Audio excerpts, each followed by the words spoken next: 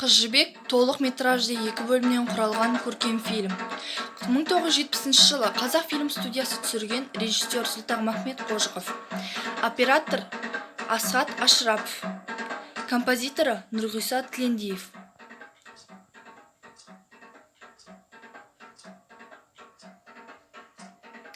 Фильмнің бірінші бөлімінде Базарбай байдың Төлеген атты ұлы 14 жасқа толғанда өзіне жар іздеп 210 сұлудың арасынан Сырлыбай ханның Жібек атты қызын ұнатқанын айтады.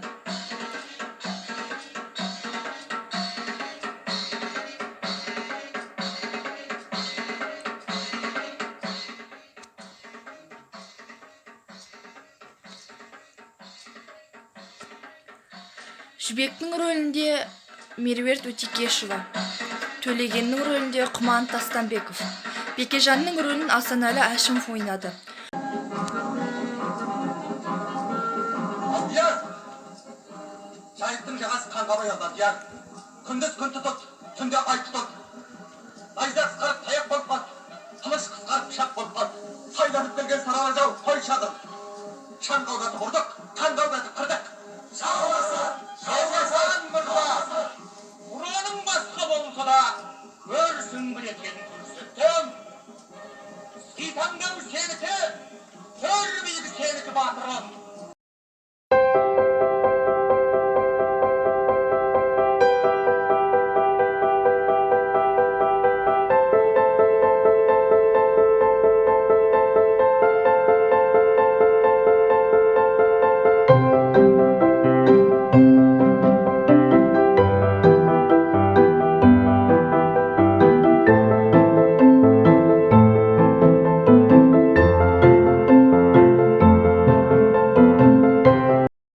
Менің атым Қожа. 1957 жылы жазылған қазақ балалар әдебиетінің озық туындыларының бірі саналатын повесть. Авторы Бердібек Соқпақбаев. Повесте кішкентай Қожаның мектеп жасындағы бастан кешкен әртүрлі қызықты оқиғалары жайлы баяндалады. Қожа, шын аты Қожа берген. Бір сыныпта екі Қожа болғандықтан шатастырмас үшін оны Қара Қожа дейді. Кейде келемеждеп Қара Қожа деудің орнына Қара Көже дейді. Қожаның әжесі ерке немересін еш жамандықта қимайтын жанашы жан. Майқанова, қазақ тілі пәнінің мұғалімі. Майқанова Сабира, Қожа оқитын сыныптың жетекшісі. Ол адамгершілігі мол әрі ақылды ұстаз. Бірақ Қожаны жақтыра қоймайды. Қожаның анасы Милат, ол ақылды тәрбиелі адам. Екі бірдей сайлауда қатарынан аудандық советке депутат етіп сайланған. Жантас, ол Қожамен бір сыныпта оқиды. Жантас пен Қожа бір-бірін ұнатпайды. Себебі Жантас Қожаны үнемі Қара Көже дейді. Және екеуі де Жанарды ұнатқандықтан үнемі сөзге келіп қалады.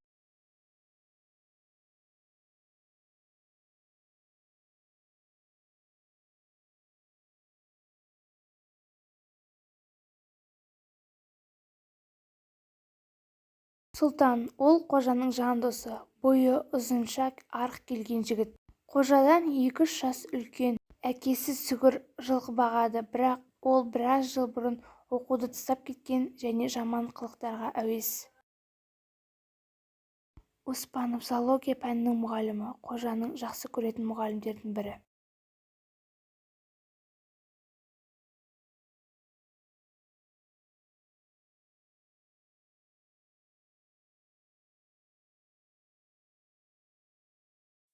Көксерек Мұхтар Әуезовтің осы аттас шығармасының желісімен 1973 жылы түсірілген көркем фильм. Тұсаукесері 1974 жылы 8 сәуірде Мәскеуде өтті. Фильмнің режиссері Толомуш Океев. Фильм 1974 жылы Әзірбайжан астанасы Бакуде өткен бүкілодақтық кинофестивальдің бірінші жүлдесіне ие болды. Фильмнің сюжеті бойынша ата-анасынан ерте айырылған Құрмашты ағасы Аханқұл бауырына басады.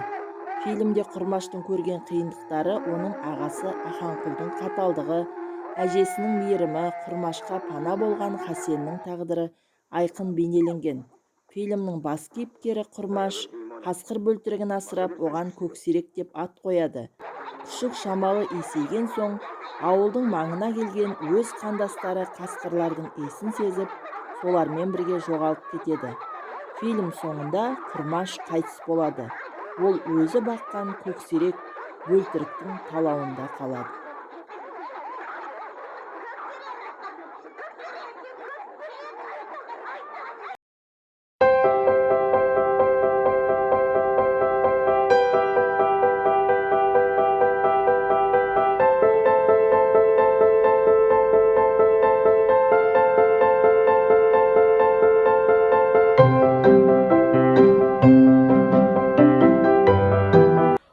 жасар капитан 1975 жылы кеңес одағы уақытында Жюль Верн кітабының негізінде түсірілген фильм.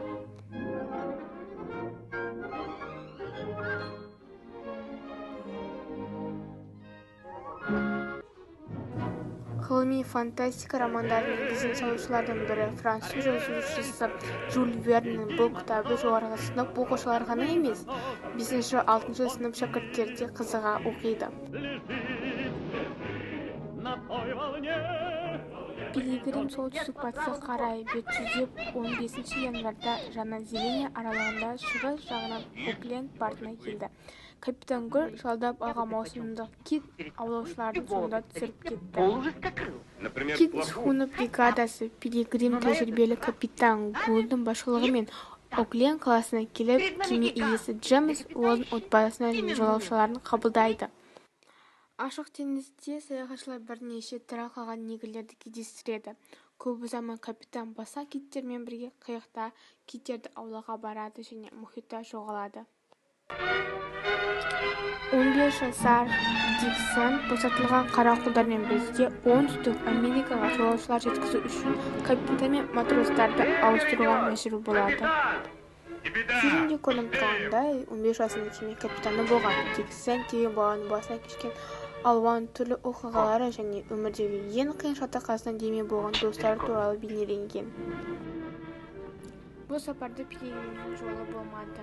Пилигримнің жаты командасы бұл жолғы сапардың барынша наразы еді. Басқа аңшыларға қарағанда капитан Гульдің өзі аса ренжулі болды. Менің атым Қожа. 1963 жылы Қазақфильм студиясы түсірген балалар фильмі. Режиссері Абдолла Қарсақбаев.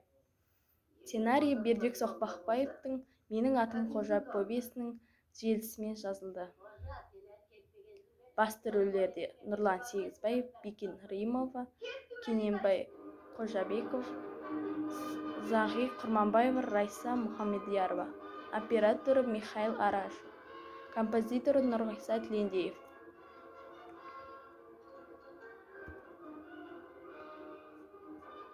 Фильмге өткен ғасырдың 50-ші жылдарындағы қазақ ауылының өмірі арқау болған. Басты кейіпкері Қожа, ақылды, сонымен бірге бұзық, әкесіз өскен бала. Фильм барысында ол көп нәрсеге ұрынады. Ғашықта болады, төбелеседі, бұзықтықта жасайды, сабақтан да қуылады. Жиналыста тәртібі де қаралады, мектептен қолға шақырылады. Ол тәртіпсіздіктерге кейде саналы түрде, кейде білместікпен барады.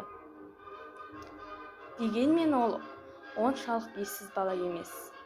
Сондықтан болар осы күнге дейін жұртшылықтың сүйікті кейіпкері саналады.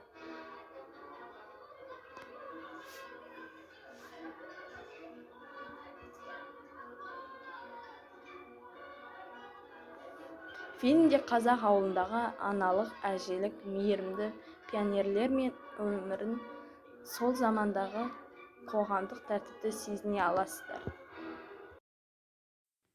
Енді осы видеоны қорытындылай келе, кино дегеніміздің өзі грек тілінен енген. Кинео жылжытамын, жылжимын. Кино өнері өнердің бір саласы, кинематографияның техникалық негізде қалыптасқан көркем шығармашылық түрі. Фильмді жасауға әр алуан мамандықтағы шығармашылық қызметкерлер, кинодраматург, режиссер, актер, оператор, суретші, композитор, продюсер, каскадер, экономист, менеджер тағы басқа қатысады. Фильм жасауда кинорежиссер жетекші рөл атқарады. Сондай-ақ фильм жасау ісіне техника саласындағы мамандар да, инженерлер, техниктер, лаборанттар мен өзге қызметкерлер үлес қосады. Алуан түрлі күрделі аппаратуралар мен аспаптар қолданылады. Кино негізінен 4 салаға бөлінеді: көркем фильм, деректі фильм, мультипликациялық фильм, ғылыми көпшілік кино. Жылына бір мәрте болса да тарихи фильм түсіру жас ұрпақ үшін тым пайдалы әрі қызықты болмақ. Өз тарихын, өткен кеткен өмірін тегін ата-бабаның көзіндей болған жердің қандай зұлматпен келгенін білу әр қазақ баласының парызы іспетті.